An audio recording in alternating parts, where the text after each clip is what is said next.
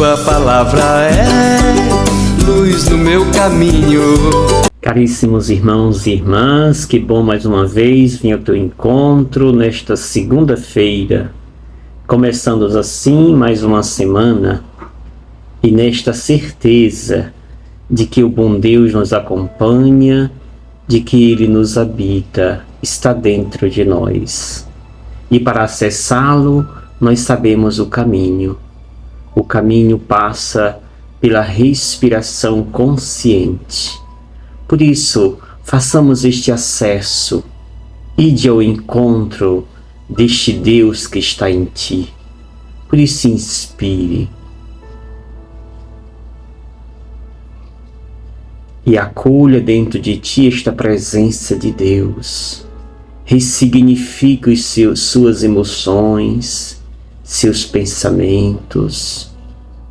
Ressignifique este dia, esta semana que começa. E deixe ser invadido, preenchido por esta presença amorosa de um Deus que nos ama, de um Deus que quer estar dentro, junto de nós. Por isso, inspire e acolha em ti esta presença amorosa, esta presença libertadora. Meditemos o texto que nos é dado nesta segunda, Marcos, capítulo 3, versículos 22 ao 30. Naquele tempo, os mestres da lei que tinham vindo de Jerusalém diziam que ele estava possuído por Beelzebul e que, pelo príncipe dos demônios, ele expulsava os demônios. Então Jesus os chamou e falou-lhes em parábolas. Como é que Satanás pode expulsar a Satanás? Se um reino se divide contra si mesmo, ele não poderá manter-se. Se uma família se divide contra si mesma, ela não poderá manter-se. Assim, se Satanás se levanta contra si mesmo e se divide, não poderá sobreviver, mas será destruído.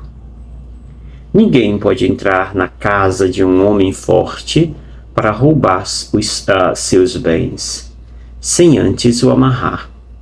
Só depois poderá saquear a sua casa. Em verdade vos digo, tudo será perdoado aos homens, tanto os pecados como qualquer blasfêmia que tiverem dito. Mas quem blasfemar contra o Espírito Santo nunca será perdoado. Será culpado de um pecado eterno. Jesus falou isso porque diziam: ele está possuído por um espírito mau. Palavra da salvação. Glória a vós, Senhor. Amados e amadas, percebemos aqui 3 momentos muito distintos que o evangelista nos apresenta. A primeira parte consiste nessa investida dos mestres da lei, que não concordando com os milagres, com as ações, com os ensinamentos do mestre, procuram acusá-lo. E como não encontra nenhuma acusação, nenhum erro, nada que o comprometesse, então inventam que Jesus está agindo não por ele, mas sim por Beelzebul, o príncipe dos demônios. E isso vão acusar veementemente de que tudo o que está fazendo Jesus não é por ele, mas pela própria força demoníaca. É uma grande piada. Ou seja, eles já assistiram até agora todas as ações maravilhosas, libertadoras, que fizera Jesus em relação aos empobrecidos, aos oprimidos, aos excluídos, por uma política desigual, por uma política que excluía criada por este grupo e outros grupos.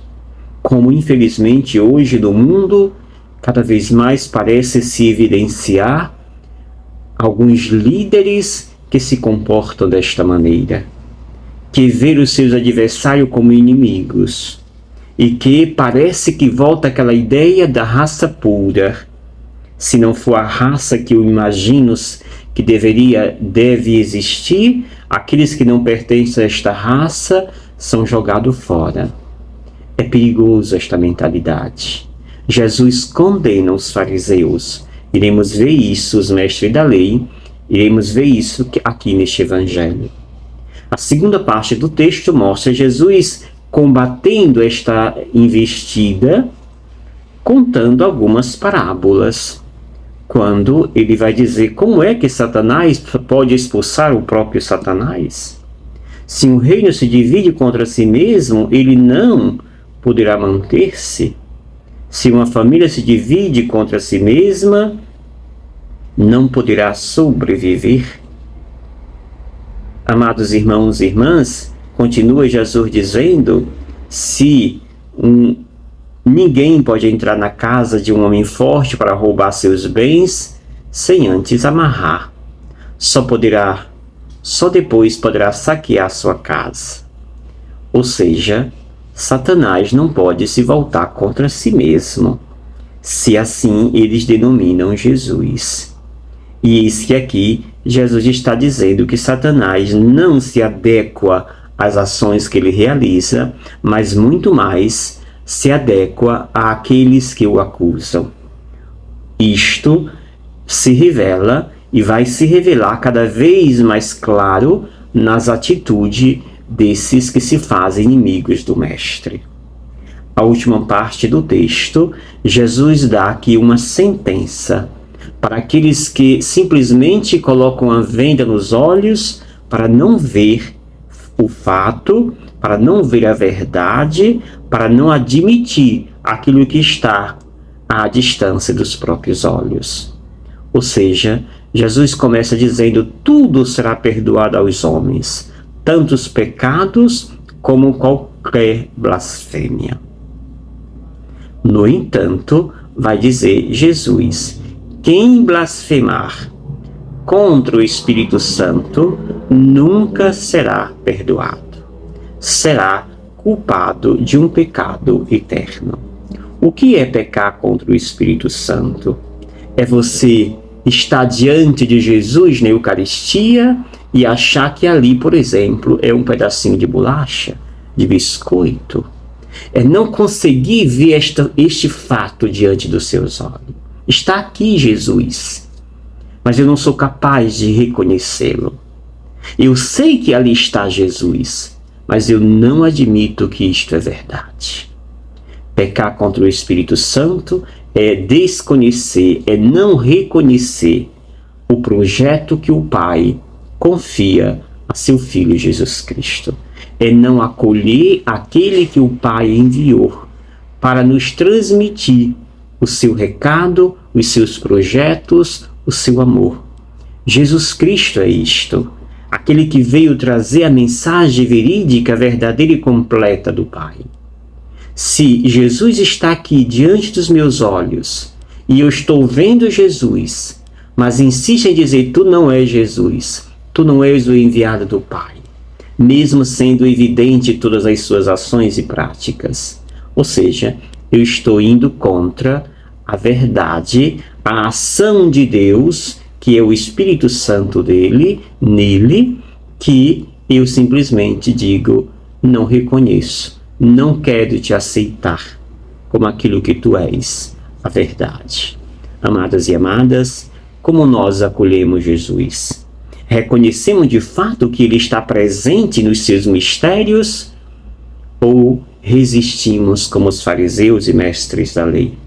Peçamos a Jesus: Senhor, eu creio, mas aumente a minha fé, para que eu seja capaz de te acolher, de te enxergar, de reconhecê-lo em cada detalhe que tu se manifestas a mim e a toda a humanidade. Dai-me esta graça de bem te servir reconhecer, amar e anunciar.